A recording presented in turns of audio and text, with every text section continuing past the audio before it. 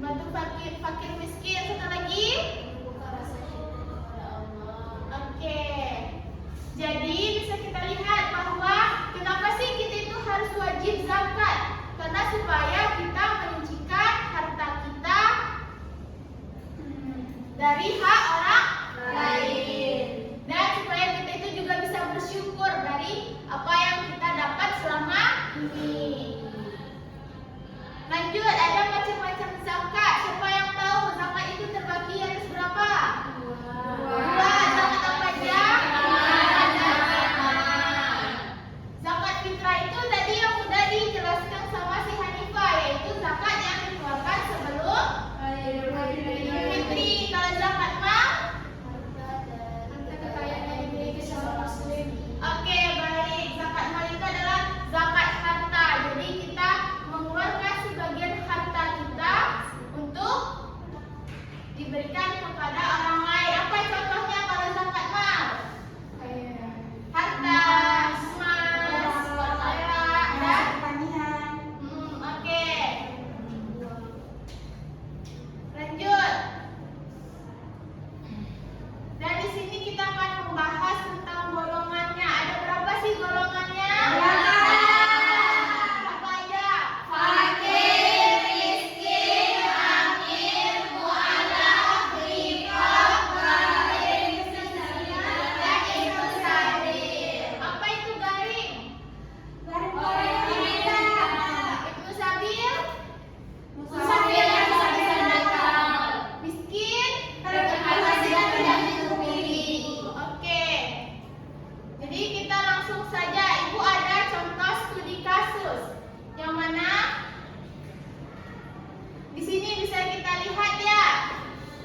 Sebuah daerah yang kaya secara ekonomi, namun tingkat pembayaran zakatnya sangat rendah. Akibatnya, kemiskinan itu terus berlanjut dan kesenjangan sosial semakin melebar di tengah masyarakat.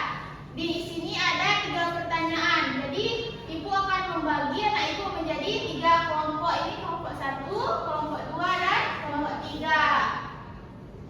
Yang kelompok 1 itu akan membahas tentang apa konsekuensi dari kondisi bagi masyarakat. Yang kedua, mengapa zakat itu sangat penting bagi kesejahteraan masyarakat. Yang ketiga, apa saja solusi yang bisa diterapkan supaya zakat itu berjalan dengan optimal. Oke, dikerjakan ya. Oke, apa udah siap? Udah, Bu. Silakan maju dari kelompok 1. Silakan anak ibu. Baik, inilah hasil diskusi dari kelompok 1. Oke, terima kasih kepada kelompok 1. Kita beri aplaus dulu. Selanjutnya kelompok 2. Ini tampilan dari kelompok 2. Oke, terima kasih, beri aplaus kepada kelompok 2. Selanjutnya kelompok 3. Ini hasil dari kelompok 3, Ibu. Oke, beri aplaus kepada anak kita kelompok 3.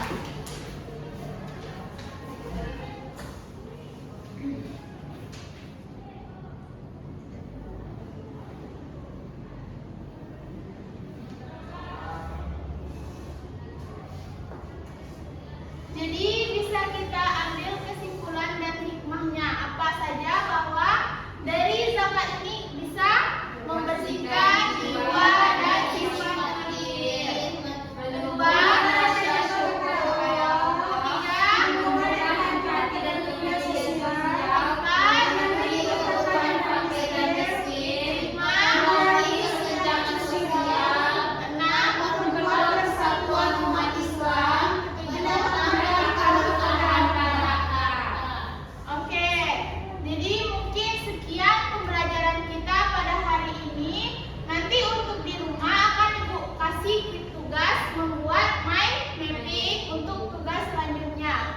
Dan bisa kita kesimpulkan bahwa zakat itu bukan hanya tentang memberi saja, tetapi juga tentang menumbuhkan kepedulian, rasa syukur dan cinta kepada